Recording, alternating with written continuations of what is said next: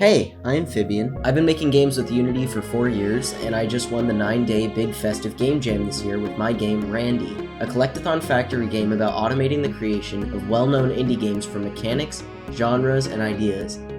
While making the game, I recorded almost every moment of development from start to end, and over this and the next 8 videos, I'll be showing and explaining the whole process. Without further ado, here is the making of R&Dy. Alright, I just woke up.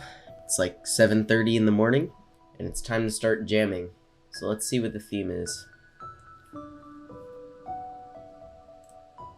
Exponential possibilities. Exponential possibilities. This makes me think of the type of game where you get way more powerful over time, or your score starts rising, but then it starts rising faster as you get more powerful. Maybe you have more characters or something, and you're able to kill enemies faster. I gotta get to brainstorming. One of the things I do in game jams when I get a theme is I look up the words to see if alternative definitions exist that can help me come up with ideas. It doesn't look like there's anything like that for exponential, really. Okay, looking at the definition for possibility, my main thought is with this third definition here, a thing that may be chosen or done out of several possible alternatives. What I'm thinking here is I'm worried about if I end up going with like a roguelike or something, which is generally my go-to, giving people increasing choices causes issues like indecisiveness. Alright, I've opened a new Figma board, which I think is a great way to get ideas out, especially during a jam where you have limited time and you need everything to stay organized so that you can make sure that your game fits together like a puzzle. This is where I draft mechanics, it's where I draft whole game ideas. Well, I don't know if it would really fit exponential. One of my immediate ideas is like a roguelike where every now and then you get like a random upgrade and a random downgrade, but the upgrades and downgrades are also randomized, so stuff like the entire level could start flashing rainbow, or all the enemies could suddenly become upside down and gravitate to the ceiling, stuff like that. Another idea that comes to mind is based on a video that Jonas Tyroller did a while back, where he made like a randomizer that created like billions of games or something based on a seed, and I found that really inspiring. So maybe some sort of a WarioWare style game where all of the mini-games have a bunch of randomized aspects, so every time you play it's completely different. I need to come up with some ideas as well that focus more on the exponential side of things rather than just the possibilities. Another game I could take inspiration from is Piece by Piece, which was made by 6 devs on... I saw it originally on Blackthorn Prod's channel, and I feel like it would be cool to have a ship-like game, like this. So say you start with a ship in the middle, and you have 3 ports, and you can attach modules onto the ports, and then each of those ports has like 2 additional ports that you can attach onto that, and the ports closer to the ship are affected by the ports further out. So say you have like a health generator on the far outside, and then you have a duplicator on the inside. The health would have to go through the duplicator, which duplicates the health, and so you would have all these exponential possibilities of ways to build your ship for stronger builds or different types of things you could focus on.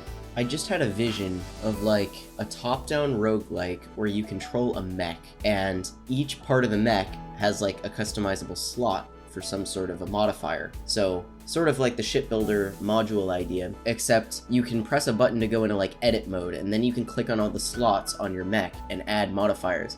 And then each one of those modifiers has slots for additional modifiers. So sort of like Noida-style wand building, but for a mech in the way that it shoots with different abilities. So say if you right-click, it controls the right arm. If you left-click, it controls the left arm. You could add modifiers to individual legs or the body. I feel like that could be kind of cool. I just had sort of a sillier idea. What if you controlled like a factory that makes ideas, so possibilities, and then as you expand you get exponential possibilities? And I could make the ideas like randomly generated from text files so that they can sometimes have some really wacky ideas in there. I think it would make people laugh. Just had another idea for a top-down shooter. A shooter where you build your gun Noida style, but every modifier instead of being a spell is a word. So your gun is essentially a sentence, and the sentence could be something like smart bullets and large flamethrower. And then whenever you shoot, it would shoot a bullet that homes onto enemies and a flamethrower. And so by making these sentences,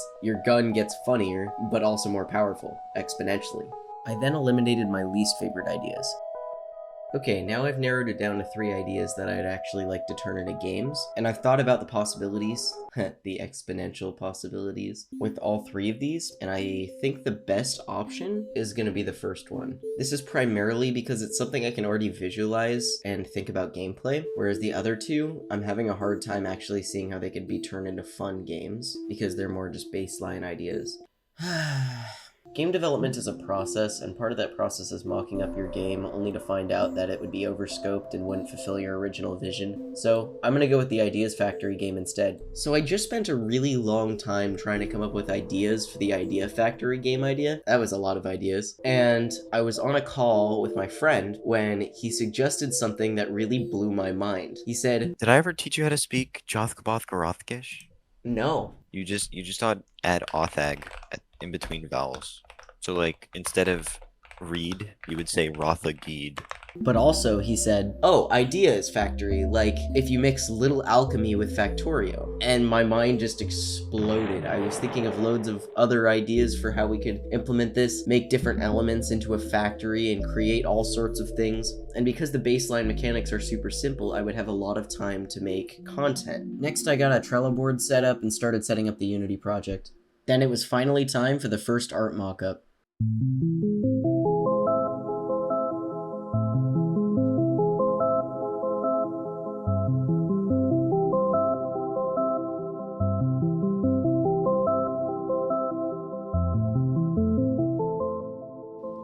Alright, now that I've got a good basic mockup, I'm gonna start working on the game.